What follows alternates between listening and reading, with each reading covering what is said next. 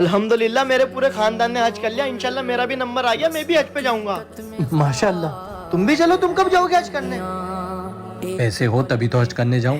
ارے جاؤں گا انشاءاللہ جلدی۔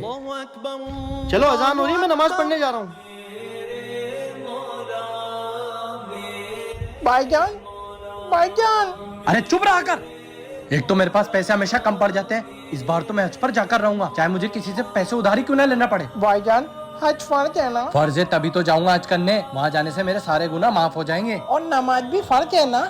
ہاں نماز بھی فرض ہے۔ اب بھیجا مت کر میرا، چپ رہا۔ اب 1-2 لاکھ روپے جمالو مچھی والے سے ادھار لینے پڑیں گے۔